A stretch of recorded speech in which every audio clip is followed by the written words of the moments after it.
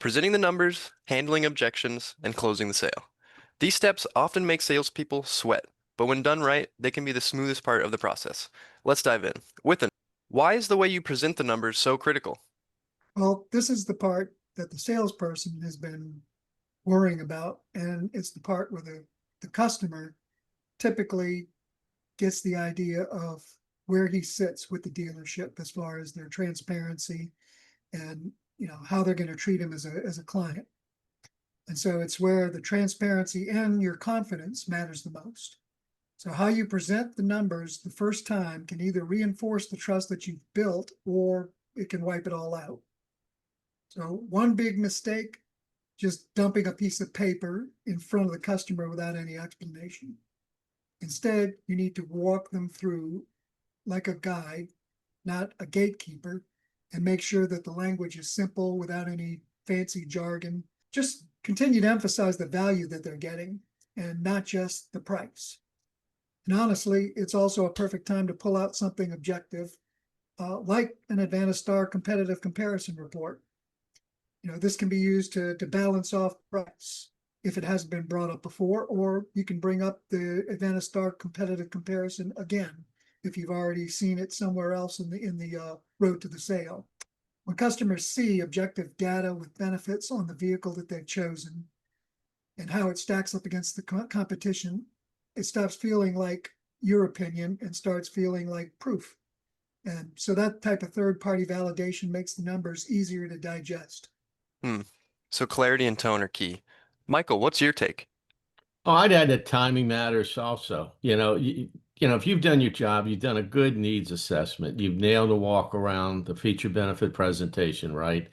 You've given a great test drive, and so you've built a value in the product.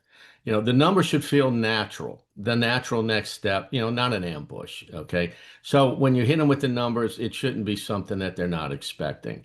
There's a Monroney sticker, window sticker, if you will, on the car. So when you're looking and presenting these numbers, it really should be just a validation of what you spent the last, 30, 40, 50 minutes going over.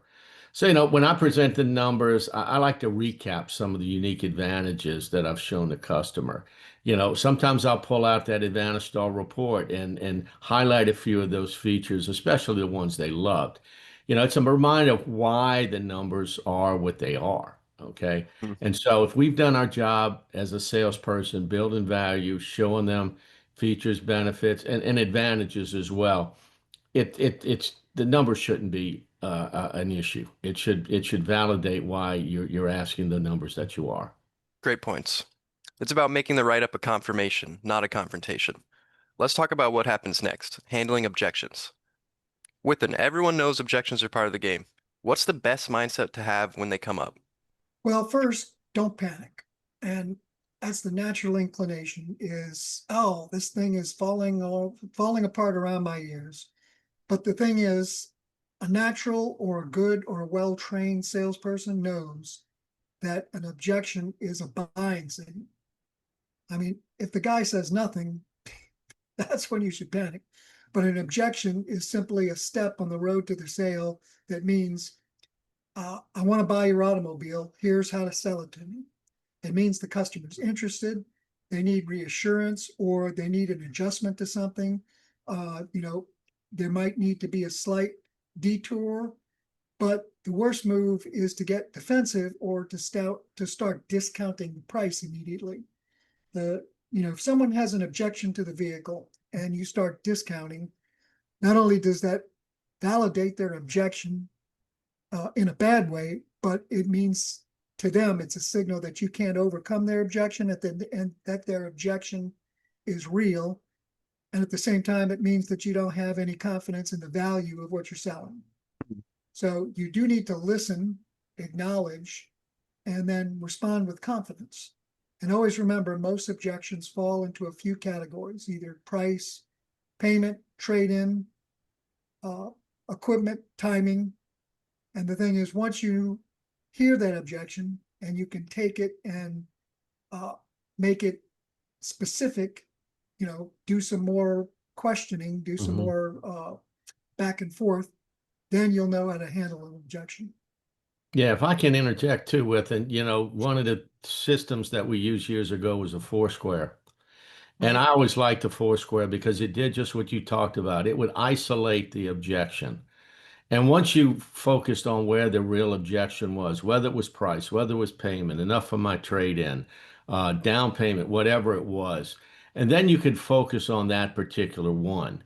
And I just thought that that was a system that really taught, especially brand new salespeople, the art of negotiations and made it simpler. I know there's a lot of, back and forth on whether people like it or not, in the industry, but I always Yeah, thought that was Foursquare has a really been good tool. denigrated by a lot of people, but it definitely has its points, especially if it's used properly and with respect to the customer and with respect to transparency.